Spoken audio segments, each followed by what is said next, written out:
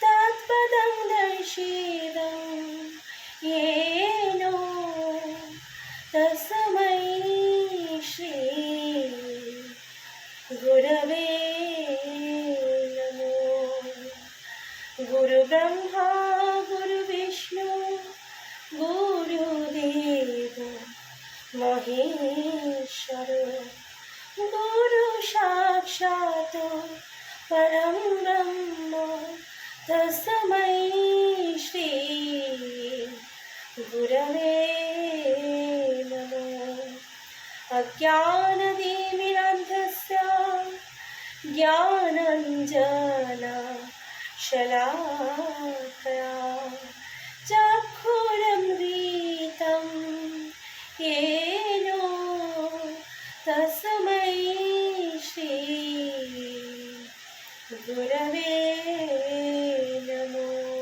भारते सर्ववेदार्थ भारतार्थश्च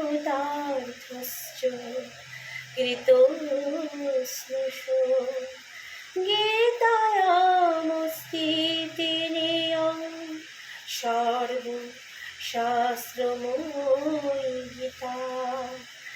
गीतासु गीता कर्तव्या किमन्ये शास्त्रं विस्तरति। व्यासायनमुपतनाहस्य मुखोपतात्तो विनिश्रिता। ओमस्य श्रीमद्भगवद्गीता मालामन्त्रस्य श्रीभगवान् वेदव्यासो ऋषिरनुष्टुप् श्रीकृष्ण परमात्मा देवता। अशोचानन्तशोचस्तं प्रोगवादाञ्च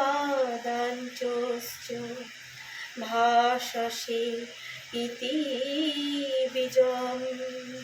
सर्वधर्मान् परित्यज्य मामेकं शरणं व्रज इति शक्ति।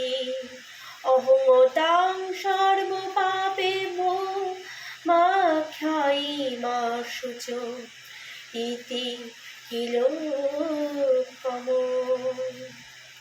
आज गीता पाठ करब ज्ञान योग चतुर्थ अध्याय।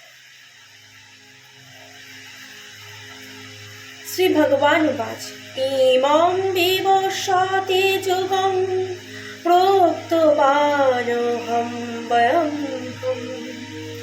विवस्वमानो न विप्राह मनुरीक्षा कवेह ब्रवीत। परमेश्वर भगवान श्रीकृष्ण बोलेন, আমি পূর্বে সূর্যদেব বিবস্ববানকে এই অব্যয় জ্ঞান যোগ বলেছিলাম। বিবস্ববান তা মানব জাতির জনক মনুকে বলেছিলেন এবং এই মনু তা ইয়াকূবকে বলেছিলেন। এখানে আমরা ভাগবত গীতার ইতিহাস সম্বন্ধে জানতে পারি। বহু প্রাচীনকাল থেকেই সূর্যলোক আদি বিভিন্ন গ্রহলোকের রাজাদের ভগবান এই জ্ঞান দান করেছিলেন।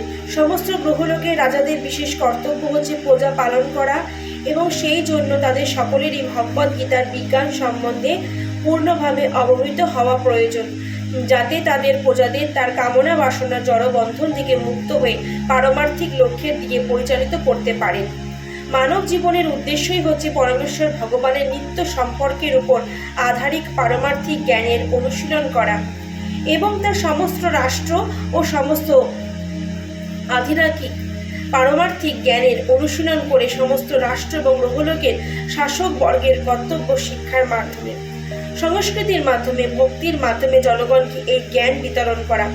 পক্ষান্তরে বলা হয়, সকল রাষ্ট্রের কর্ণধার প্রশাসকের একমাত্র কর্তব্য হচ্ছে কৃষ্ণ ভাবনামৃতের বিজ্ঞানকে প্রসারিত করা, যাতে প্রতিটি মানুষ এই মহাবিজ্ঞানের সুফল লাভ করতে পারে এবং মানব জীবনের সুযোগ কাজে লাগিয়ে সাফল্য অর্জন করতে পারে।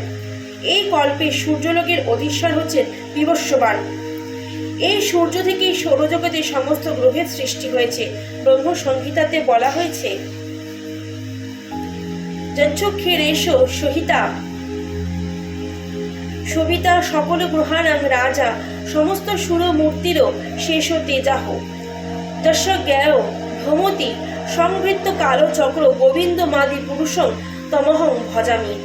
ব্রহ্মা বলেছেন, সমস্ত গ্রহের রাজা অশেষ তেজ বিশিষ্ট সূর্যমূর্তি সবিতা বা সূর্য জগতের চক্ষু স্বরূপ, তিনি যার আজ্ঞার কালো চক্র রূঢ় হয়ে শ্রীকৃষ্ণকে আমি ভজনা করি। সূর্য সমস্ত গ্রহের রাজা এবং সূর্যদেব বর্তমানে বিবস্ববান নামক সূর্য গ্রহকে পরিচালনা করেছিলেন। তাই ভগবদ গীতা তুচ্ছ প্রাকৃত পণ্ডিতদের জল্পনা কল্পনার সামগ্রী নয়, বরং স্মরণাতীত কাল থেকে প্রভাবিত হয়ে আসা সুনির্দিষ্ট জ্ঞান সম্পন্ন একটি প্রামাণিক গ্রন্থ। মহাভারতের শান্তি পর্বে আমরা ভগবদ গীতার ইতিহাসের উল্লেখ পাই। ত্রেতা যুগাদৌ চ ত বিবস্ববান মানবে দদৌ মনুশ্চ লোক অধীত ব্যাপ্য লোকেনাবস্থিত। ত্রেতা যুগের প্রারম্ভে বিবস্ববান ভগবত তত্ত্ব সম্বন্ধিত এই জ্ঞান মনুকে দান করেছিলেন এবং মানব সমাজের পিতা মনু এই জ্ঞান তার পুত্র স্বসাগরা পৃথিবীর অধীশ্বর এবং রঘুবংশের জনক ইয়াকক্ষকে দান করেছিলেন। এই রঘুবংশেই কিন্তু রামচন্দ্র আবির্ভূত হন। সুতরাং ভগবদ গীতা মহারাজ ইয়াকক্ষর সময় থেকেই মানব সমাজে বর্তমান। এই পৃথিবীতে এখন কলিযুগ প্রায় ৫,০০০ বছর অতিক্রম হয়ে গেছে। কলিযুগের স্থায়িত্ব কিন্তু ৪,৩২,০০০ বছর। এর আগে ছিল দাপর যুগ অর্থাৎ ৮ লক্ষ বছর এবং তারও আগে ছিল ক্রেতা যুগ অর্থাৎ ১২ লক্ষ বছর। এইভাবে প্রায় ২০,৫০,০০০ বছর আগে মনু তার শিষ্য এবং পুত্র পৃথিবীর অধীশ্বর ইয়াকক্ষকে এই ভগবদ গীতার জ্ঞান দান করেছিলেন। ভগবদ গীতা এবং তার বক্তা ভগবান শ্রীকৃষ্ণের বর্ণনা অনুযায়ী এইটি গীতার ইতিহাস। ভগবান সর্বপ্রথম এই জ্ঞান বিবস্ববানকে দান করেছিলেন, কারণ বিবস্ববানও একজন ক্ষত্রিয় বংশের সূর্যজাত বংশের আদি পিতা। ভগবান স্বয়ং এই জ্ঞান প্রদান করেছিলেন। ভগবদ গীতা বেদেরই মতো পরম তত্ত্ব সম্বন্ধিত। এই জ্ঞান অপুরুষেয়। বৈদিক জ্ঞানকে যেমন যথাযথভাবে গ্রহণ করতে হয়, তেমনি মানুষের কল্পনাপ্রসূত ব্যাখ্যা সেখানে প্রযোজ্য হয় না।